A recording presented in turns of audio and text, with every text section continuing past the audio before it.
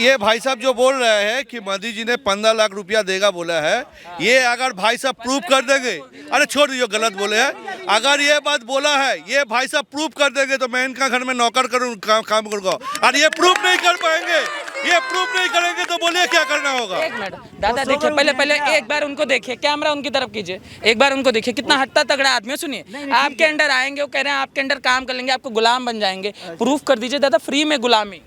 Proof अब कितना proof करना है, अब क्या प्रूफ करना है। सुबह से शाम तक लोग प्रूफ ही कर रहे हैं, लोग सुबह से शाम तक प्रूफ कर रहे हैं। अब किसका अब क्या चाहिए, हर चीज का प्रूफ चाहिए आपको।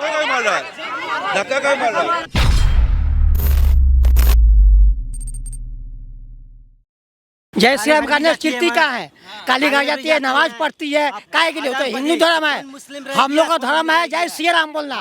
तो जय श्री राम बोलने से ललकारते क्या है? मस्जिद में जाती है नमाज का पढ़ने के लिए कहा जाती है। अच्छा, तो इससे परेशान हो जाता है। लॉकडाउन इतना दिन हुआ, जो मोदी जो हम लोग का फैसिलिटी दिए, जो मोदी जो फैसिलिटी दिया कोई भी नहीं दिया है।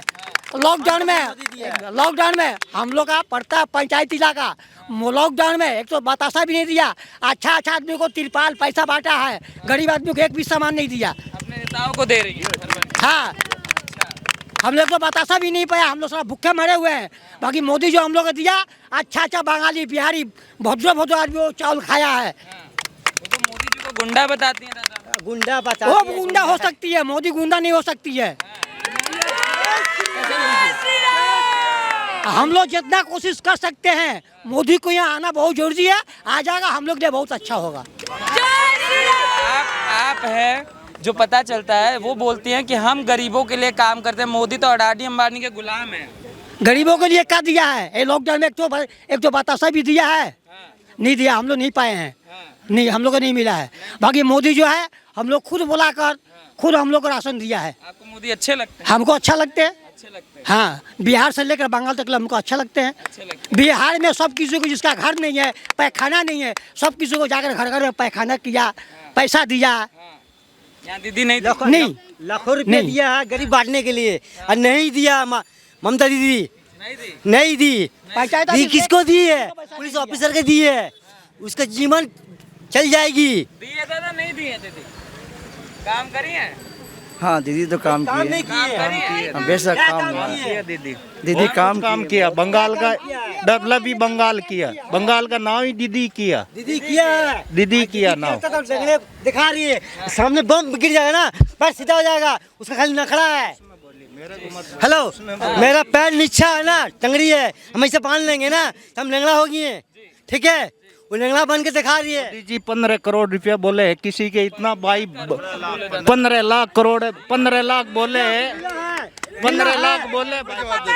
आप ये भाई साहब जो बोल रहे हैं कि मोदी जी ने 15 लाख रुपया देगा बोला है, ये अगर भाई साहब प्रूव कर देंगे, अरे छोड़ दीजिए गलत बोले हैं, अगर ये बात बोला है ये भाई साहब प्रूव कर देंगे तो मैं इनका घर में नौकर करूँ काम करूँगा। और ये प्रूव नहीं कर पाएंगे, ये प्रूव नहीं करेंगे तो बोलिए क्या करना होगा। ये प्रूव नहीं कर पाएंगे तो मेरा खुद का बाथरूम है, आज तक पैसा नहीं आया। मेरा खुद का बाथरूम है, आज तक पैसा नहीं आया। हाँ ठीक, मेरा खुद का बाथरूम है, मोदी जी का आज तक पैसा नहीं आया। बाथरूम में पैसा नहीं आया अभी तक, बोला ना बाथरूम का पैसा दिया मोदी जी सरकार, 15 लाख रुपया। किसी वो कह रहे प्रूफ कीजिए ना दादा, कहाँ बोले हैं? वो कह रहे गुलाम बन जाएंगे आप। गुलाम का इसमें क्या है?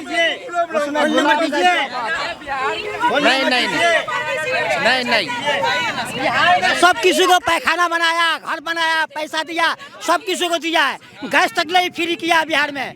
मोदी जी ने एक बात, ये भाई साहब को जो मालूम नहीं है, ये भाई साहब को जो मालूम नहीं है, मैं बता दे रहा हूँ। मोदी जी ने बोले थे कि जितना पैसा विदेश में चल गया है, ये पैसा अगर हम लोग लौटा सकता है तो हर आदमी का सर के ऊपर 15 लाख रुपया हो सकता है।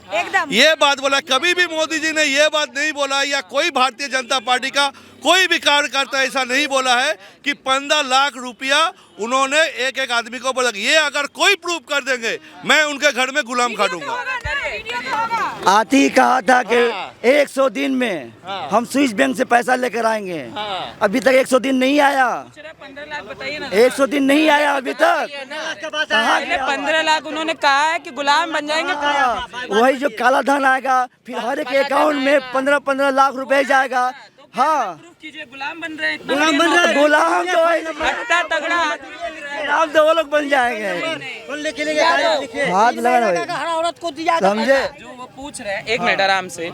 उन्होंने इतना हट्टा तगड़ा आपको गुलाम मिल रहा है, देखिए पहले वो कह रहे हैं प्रूफ कर दीजिए आपका गुलाम बन जाएंगे। प्रूफ तो प्रूफ कीजिए ना सर, निकालिए कहाँ बोल अब खोलिए टीवी देखिए, आपके पास आप सोशल मीडिया को देखिए, आप सोशल मीडिया को देखिए।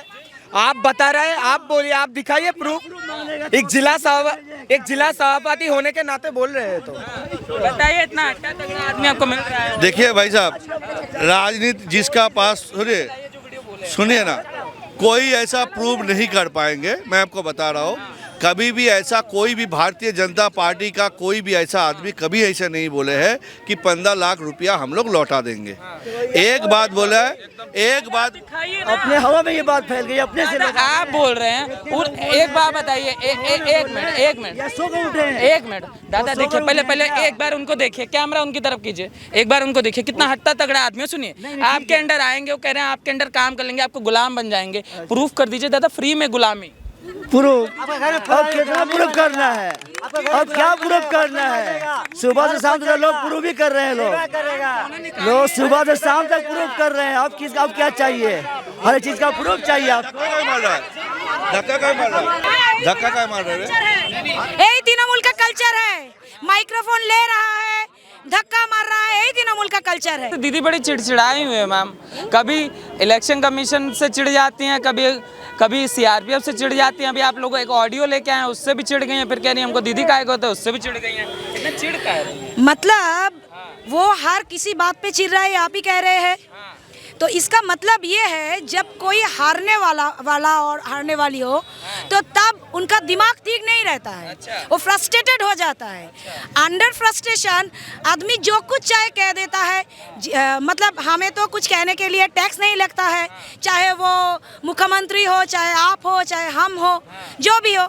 इसीलिए दीदी और दीदी का जो अड़ोस पड़ोस वाले हैं अभी भी जो तोलाबाजी करते हैं, काटमानी लेते हैं, सिंडिकेट राज चलाता है, वो जो कुछ चाहे बीजेपी के मतलब जो भी मेंबर है उनके अगेंस्ट बोल ही जाते हैं। लेकिन प्रूफ क्या होता है, इलेक्शन कमीशन का रिपोर्ट क्या है, आप देख लीजिए, कुछ भी नहीं है। इलेक्शन कमीशन गुलाम हो गई है, अमित शाह की गुलामी कर रही है। आज उन्हें पता चला ये, और अब तक जितने दिन तक वो यहाँ राज चलाया, तब क्या था, तब इलेक्शन कमीशन किसके और था, ये हमारे यहाँ से उसके लिए ये क्वेश्चन है। तो तब क्या था, तब इलेक्शन कमीशन के लिए कोई उनका मतलब खौफ नहीं था, कोई कंप्लेंट नहीं था। क्यों गोत्र बता रही हैं आजकल, गोत्रोत्र बता रही हैं बहुत ज्यादा दीदी। हाँ, दीदी तो कलमा पढ़ती है, लेकिन चंडी पाठ नहीं कर सकती बैनर्जी फैमिली से होकर भी। यही प्रॉब्लम है। गोत्र बता तो रही हैं दीदी, कह रही है ना हमारा शांडिल गोत्र है, बता रही हैं। हाँ, उन्हें अभी पता चला, जब वोट बैंक के लिए उन्हें इधर उधर भीख मांगना पड़ रहा है, क्योंकि वो तो काम नहीं किया, इसीलिए उन्हें अभी गोत्र बताना पड़ता है, दुआरे दुआरे सरकार करना पड़ता है, राशन घर घर में जाकर देना पड़ रहा है। अगर सही में काम करता तो ये सब करने की जरूरत नहीं पड़ती। आप लोग दीदी दीदी बोल के चिढ़ाते नहीं हो, कह रही हैं हमको दीदी का बोलते हो भाई। नहीं, पीसी बोलना चाहिए। हाँ, उसको पीसी बोलना चाहिए। उसका जो भतीजा है इसलिए वो पीसी बन गया है। पहले तो दीदी था, अब तो भतीजा के लिए पीसी बन गया। कॉल रिकॉर्डिंग आई है, उसमें वो कह रहे हैं कि धृतराष्ट्र हो गए हैं दीदी। आप लोगों को भी लगता है कि परिवार मोह ले डूब रहा है दीदी को, हैं? अभिषेक बनर्जी का आया हुआ है, सब कह रहे हैं, सब उनके आंखों के सामने होता है, धृतराष्ट्र बनी हुई है। वो भी तो क्या बोले, तो अभिषेक बनर्जी बोलता है तो यही हो रहा है। जनगण का ही पता है, दूसरा में सब कुछ पता चल जाएगा। क्यों परेशान करना है साथ दादा, वो दीदी करके परेशान करते रहते हैं। देखिए, हम लोग ना दीदी को परेशान करते हैं, ना दीदी का जो तृणमूल वाले इनको परेशान करते हैं। जो हारने वाले हैं वो खुद ही परेशान है। जब परेशान है तो तभी ना, अगर कोई जय श्री राम बोलते हैं तो जय श्री राम के नारा से अगर कोई परेशान होता है तो ये उनका परेशानी है। ये भारतीय जनता पार्टी किसी के लिए परेशानी नहीं कर रहा है। हम लोग रास्ते में चलते हैं, हम लोग कार्यक्रम करते हैं, हम लोग जय श्री राम बोलते हैं, और कोई आदमी तो दूसरा आके हमारे तरह दौड़ के नहीं आता है कि हमको गाली दे रहा है बोल के। ममता बनर्जी खुद आ रही है, इसका मतलब है वो परेशान है, भारतीय जनता पार्टी उससे परेशान है। नंदीग्राम चुनाव हुआ है दादा, कभी चुनाव आयोग से चिढ़ जाते हैं, कभी सीआरपीएफ से चिढ़ जाते हैं, आप लोग ऑडियो लाते हैं उससे चिढ़ जाते हैं, इतना चिड़चिड़ी काहे हो रही है? देखिए उनका चप्पल का फीता टूट गया है। टूट गया? हाँ, नंदीग्राम में जो खेला खेलने गया था उस खेला में उसका चप्पल का फीता टूट गया है। और आप लोग जानते हैं जिसका कोई भी प्लेयर का अगर चोट आता है तो रिटायर्ड होता है, और रिटायर्ड प्लेयर कभी मैदान में नहीं खेलता है, तो रिटायर्ड प्लेयर अब मैदान में नहीं खेल सकता है। इसलिए दीदी ने जहाँ जहाँ जा रहा है वहाँ नया नया पिच कर रहा है, मतलब रास्ता बना रहा है, लेकिन उस पिच में भारतीय जनता पार्टी नहीं खेलेंगे। घायल शेरनी है दादा। देखिए घायल 2 कदम पीछे करा तो 4 कदम आगे करके पंजा मारेंगे कह रही है। देखिए घायल सरनी है कि वो घायल राजनीतिक है, वो उनको पता है। घायल सरनी है तो घायल है तो उसको दवाई करना चाहिए, उसको ट्रीटमेंट होना चाहिए, और शेरनी है तो चिड़ियाखाना में रहना चाहिए, उनको मैदान में नहीं उतरना चाहिए। बंगाली शेरनी कहती है। नहीं, हम क्या बोला, जो अगर अपने आप को शेरनी कहते हैं तो उनको चिड़ियाखाना में रहना चाहिए, चिड़ियाघर में रहना चाहिए। मैदान में आने से कोई भी पब्लिक के लिए खतरा हो सकता है। आजकल ये गोत्र बताना, ये चंडी पाठ करना, ये सॉफ्ट हिंदुत्व करना, क्या आप लोगों ने मजबूर कर दिया है क्या? देखिए ममता बनर्जी एक ऐसी नेत्री है जो कविता लिखना जानते हैं, जो फोटो गाना सकती है, फोटो बनाना सकती है, गाना गाना सकती है, वो गोत्र बताना सकती है, वो हिजाब पढ़ के नमाज भी पढ़ सकती है, और अपना ये धर्म का जितना ये है वो धर्म का वो भी बोल सकते हैं। तो इनका मतलब ये है वो एडवोकेट है, वो ऐसा एक तो डॉक्टर है जो आज पूरा भारतवर्ष में नहीं वर्ल्ड में किसी का पैर में प्लास्टर होने का बाद 24 घंटा के अंदर में उसको ये क्रेप बैंडेज नहीं मारा जाता है। तो ऐसा डॉक्टरी भी उनके तरफ से हुआ है। तो ऐसा नेत्री, ऐसा सर्व गुण संपूर्ण, ऐसे माल्टी टास्किंग जो बोलता है वो, ऐसा नेत्री बंगाल में और दोबारा नहीं आएगा। सबको मालूम चल गया कि जितना भी ढपबाजी करना था वो कर लिया है, इसमें अभी काम नहीं चलने वाला। क्या कमी रही ममता बनर्जी की, मतलब कि 10 साल सत्ता में रहने के बाद अब इस तरीके से उतार चढ़ाव की स्थिति देखनी पड़ रही है? सबसे पहला बात है कि क्या किया है, कमी तो बाद में आता है, कुछ करेंगे तभी ना होता है। आपने कैला चोरी करके, आपने वाली चोरी करके, सभी अभी सब आ रहा है सामने, भतीजा का भी नाम आया है, रिकॉर्डिंग भी आ रहा है। जितना घर बार बिल्डिंग यहाँ बना है सबसे उन्होंने कमीशन खाया है, जबकि उनका नेत्री ने बोला है कि आपको जितना मिलेगा उसका 75% दीदी को दीजिए, 25% आप लोग रखिए। इसका मतलब पैसा कमाने के लिए राजनीति करता है, वो देश के और नागरिक की सेवा के लिए नहीं करता है। और हम लोग ये भी देखे कोरोना का समय में जब प्रधानमंत्री जी ने 10 किलो चावल, दाल, तेल, ये सब सामान सबको दिया है, उस समय में टीएमसी वालों लोगों को देखा गया है कि चाल चोरी करते हुए, दाल चोरी करते हुए, ट्रिपल चोरी करते हुए। तो जब चोरी करना इनका नीति है तो इनको आगे जाके पब्लिक वोट नहीं देंगे, वोट पब्लिक को देना है। तो सब जो प्रधानमंत्री जी सबका साथ सबका विकास का जो नारा लिया है,